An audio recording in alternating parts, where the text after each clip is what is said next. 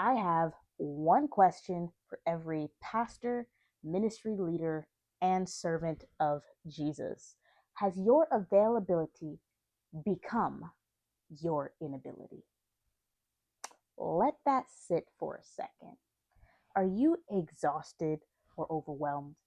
Feeling stretched so thin you're running on fumes? Maybe the only fuel you have left is the light you get from helping someone else.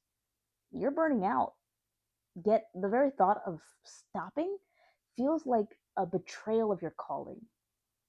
And here's the painful truth: that unsustainable pace isn't just killing you, it's holding your ministry and your reach back. It's like you got a line of people stuck waiting on you to be more efficient. Your burnout is creating their bottleneck. We see this played out in a profound story from the Bible. It's the story of a leader chosen by God doing the work of God in a way that was about to break him and keep his people from moving forward.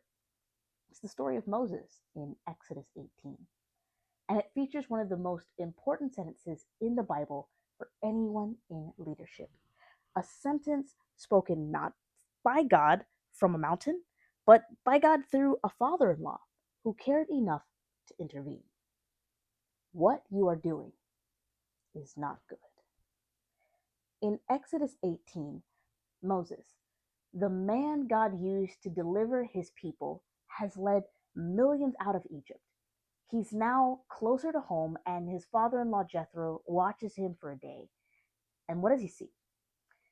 He sees a line, a very long line, an endless line of people from morning till evening, all waiting for one man, Moses, sitting alone, judging every dispute, answering every question. And Jethro walks up and drops a truth bomb we all need to hear. What you are doing is not good. You and these people will surely wear yourselves out. The work is too heavy for you. You cannot handle it alone. Now, here's the crucial part: Moses wasn't goofing off. His answer is quite profound. He says, because the people came to me to seek God's will. His micro goal was perfect: teach the people God's law, teach them to fish. But his method, being the only fisherman, was destroying the macro goal, leading a healthy nation to the promised land. His good work, done in a bad way, was the problem. The bottleneck was the leader.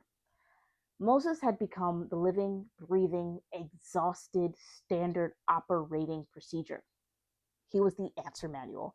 And anytime the only copy of the manual is locked in a single, tired human being, growth always stops.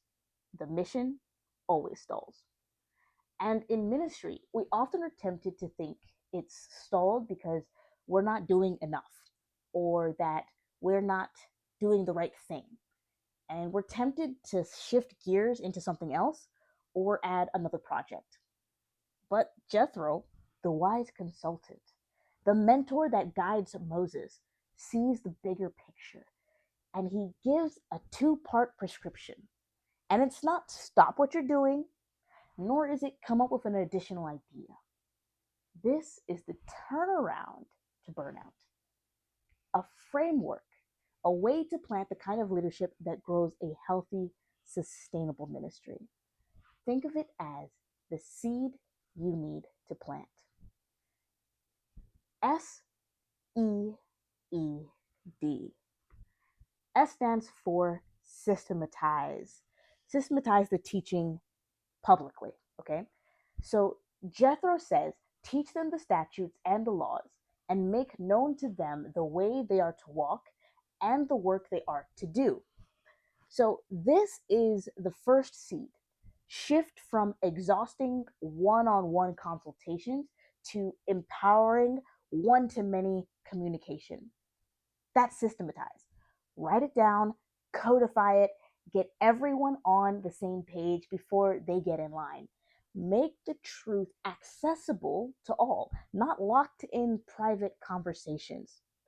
E stands for equip the people with access. This is the soil. You don't just have a playbook, you actively ensure everyone knows how to use it. You equip them by making the path clear and public. Your teaching should empower them to walk on their own, not create a dependency that keeps them waiting in line for you. The third E is evaluate for godly character. For the second part of the prescription, Jethro says, look for able men from all the people, men who fear God, who are trustworthy, and hate a bribe. Before you appoint, you evaluate. This isn't about finding warm bodies or people with free time. It's about discernment. So look for the fear of God. Look for trustworthiness and integrity. These are the marks of a healthy plant. D is deploy with authority and trust. Finally, you plant them. Place such men over the people. This is deploy. Delegation is not dumping the task you hate. It is entrusting ministry. You give them real authority to bear the burden with you. This is how the seed multiplies. And this framework leads to Jethro's final point, which redefines your role. Only the hard cases should come to you. You are freed from the one-on-one level questions to focus on intercession, vision, and the truly difficult judgments. The work that only you can do. So let me ask you, I had to do this for myself in ministry and in business. But where is your line? What are the decisions, approvals, or answers that can only come from you? What is your playbook?